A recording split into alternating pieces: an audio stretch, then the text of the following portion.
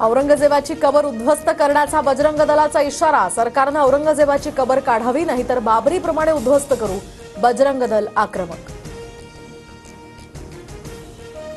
छत्रपती संभाजीनगरमधील औरंगजेबाच्या कबरीच्या सुरक्षेत वाढ, तर एसआरपीएफची तुकडी आणि 2 पोलीस अधिकारीही तैनात।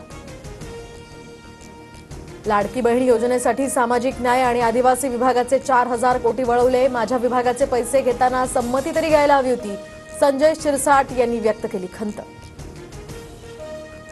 जयंत पाटील आमच्याकडे येतील, मी नाराज नाही, मला बाहेर बोलण्याची चोरी आहे, या जयंत पाटलांच्या वक्तव्यानंतर गुलाबराव पाटलांचा दावा। उद्योगपती गौतम अदानी यांनी घेतली मुख्यमंत्री फडणवीसांची भेट। विविध प्रकल्पांवर यावेळी चर्चा। अदानींचे मुंबईत धारावी पुनर्विकास प्रकल्पासह अजून 3 प्रकल्प निर्माणाधीन।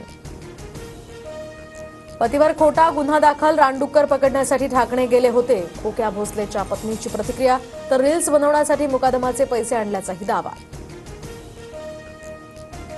राष्ट्रवादी काँग्रेसची दुपारी बैठक। विधान परिषदेच्या एका रिक्त पदासाठी 75 इच्छुकांचे अर्ज।